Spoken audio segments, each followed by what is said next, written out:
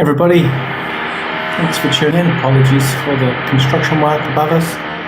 It's only been about 2 months now. Can't wait to the end of the month when it's done. Thanks for tuning in, everybody. Today we're going to be talking about... It's a lot, isn't it? Today we're going to be talking about whether or not we should be saying no to our dogs, in the sense of stepping in and disagreeing and telling them, no, don't do that. It's something that I see talked about a lot on social media platforms. A lot of dog trainers are promoting one or the other, and I just wanted to just chip in my own kind of philosophy on it and that sort of thing. I can tell you really, really early on in this that, yeah, I say no to my dogs. I don't do it in a way that it's punishment, because I would never do it to cause fear or do it to cause pain or anything like that, but consider it running what we call social interference. So when somebody is doing something that you want to stop and disagree with, people are, in my opinion, completely entitled to step in and run interference on that. Especially when it's your dog. We are meant to be their caregivers. We are meant to be their guardians. We are meant to be the ones that guide them through their life. And there's other things as well. No is a very normal part of life. That no, don't do that, mate. It's a really, really, really normal part of life. And anybody that doesn't quite get that memo can be a bit of a prick to be around. Somebody that just keeps pushing all the time, and you've always got to distract, and you've always just punishing to be around. And we really want to encourage healthy relationships. There's another reason why I actually teach people that I think it is okay to do so is, and then we're going to dive into this a little bit, is as soon as I tell a dog owner that they can't say no to their dog, I feel like it completely renders them to feel powerless. And they're going to get frustrated. They're going to get really, really frustrated, and they're going to, essentially, they're probably, in the long run, may even be more inclined to resort to punishment-based methods in the long run out of their own frustration. And that scares me, because stepping in and running interference when it's appropriate is appropriate. The key words there. And there's some rules that I follow when I'm doing it. Okay, so something that I won't do is leave it at no. So to just go, hey mate, don't do that, don't and stop it and all of that, just telling the dog what not to do is not an effective way of training your dog whatsoever. And that applies to a verbal no, it applies to a check chain, it applies to all of these aversive methods as well. But simply installing a don't do that is not good enough, because what it isn't doing is teaching the dog what we do want. So I often teach people, look, if you're going to step in, and so many people's instinctual reaction is to go, no, and say no, and don't, and things like that, but stack it with, once you've said that, acknowledge to yourself, all right, we are now addressing something that now that I'm addressing it for a reason. It's because I don't want it to happen.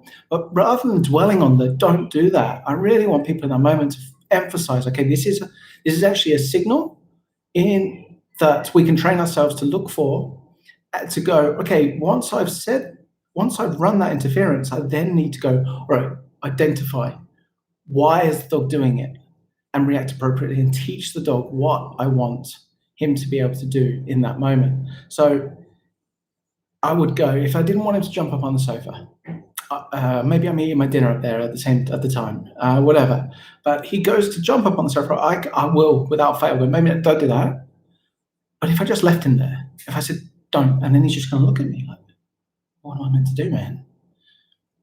And it'd be likelihood is that he's going to jump back up. He's going to try to do what he thought he was meant to be doing. He was acting on his own gut feelings and intentions in the first place. And if he hasn't been given a structure around what else to be doing in that moment, he's probably going to go and do exactly what we didn't want him to do again. And if we fall into that pattern, we end up just nagging the dog. Whereas instead, what I want people to do is really emphasize, all right, when I sit down at my dinner, on your bed, buddy, and I'll pay him for being on the bed. I just like moments of like, good boy, thanks for staying there, a little bit of acknowledgement, and I can gradually decrease that over time if he needs a high rate of reinforcement at the beginning of teaching him.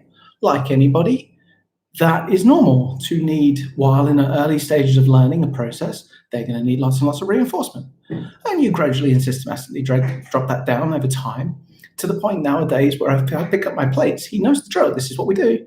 Plates are coming. Dinner's going to be, these guys are going to eat. I'm going to go and wait on my bed. And as soon as the plates get picked up, he's probably going to follow me in the kitchen because he knows that my routine is I'm going to feed my dogs afterwards. That's the drill. But I've taken the time to train my dog what I expect from him in that moment so that I have to say no less. So that's a big part of saying no as well. Like I will proactively, if anything that I'm consistently finding myself like where I have to say no a lot, I've got to look at what situation I'm putting my dog in. If he keeps setting him up to fail, then that's not on him, that's on me. So I've got to assess it that way and got to make sure that I'm recognize that and I'm conscious of that. Every time I sit down, I'm, man, he's annoying. Well, yeah, okay, that's not his fault. It's because I'm repeatedly doing the same thing but wanting a different outcome. So I'll take ownership of that.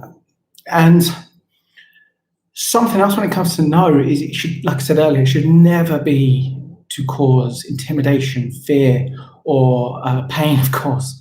But running social interference is super, super normal. I think Kim Brophy said it really well when she calls it the figurative mama, where she's like, I got it. And she's like, no, I'm going to take care of that because we are the caregivers. And that's something that I really want people to bring dogs into their lives, to take responsibility for. You are the caregivers, you are the guardians, and you are in control of what you set your dog up to be exposed to. And sure, like if they drop the ball, you can run that social interference and go, mate, okay, don't do that, buddy, and rescue it. And whatever word comes out your mouth, whether that's no, whether that's don't do it, normally it's a cultural thing more than anything. I grew up with just a look of like, don't, and okay, man, like, and no is part of my vocabulary. And if somebody came along to me as a dog trainer and told me you can't say no anymore, that fucking chance, I'm gonna say it. It's part of my vocabulary. But what I do as a trainer tries to do is like teach people to have to stack that and go, all right, identify whenever you say that, you now have to take responsibility and teach what you want. And I wanted to delve into a little bit about like, what's driven this conversation over time. And it's quite fascinating. I think if we look back at dog training traditionally, it was very much a monologue. It was very much like we instruct, dog does. If it does, great. If not, then there are consequences. And the no was very much a part of it. Dog should know, all these traditional things where dog training was very much almost like abusive, to be honest. It was really harsh on the dog. And we're waking up to that. And over time, people have woken up and gone, oh man, the dog actually has got a right emotional intelligence and, a right to feel all its feelings and things like that. And of what I think's happened of the backlash of it, everybody has recognized, oh man, you shouldn't be punishing dogs and shit. And people are, oh great, man, don't do that, man. Like people have taken it a bit too far. And in my opinion, the force-free movement is a bit too far. It's not a realistic movement because we need to impose to a degree what's on our dogs, and we do, whether we like it or not. We are responsible. We are the ones that put them out there, like I said. And the notion of not using any force whatsoever, and I know that's not what the movement stands for, but it's the wording of it is flawed, and it's a flawed wording, and so I don't like to comply with it because my dog walks to the end of the leash and I turn him around like without causing pain, or like if I just stop walking because he's going in a direction that I didn't want him to, and he's ended up on the lead, end of the tight lead, I'm not going to correct. I'm not going to jerk that thing around, but I will guide him back to me. And technically, that's force, man. Like by definition, and I don't like that term. And what I think, then, like I say, the not being able to say no leaves people frustrated and powerless, and ultimately, I think they're going to, in the long run, defer back to excessive use of punishment, because that sort of language is what makes people go, well, positive reinforcement didn't work. And I think it sets people up to fail.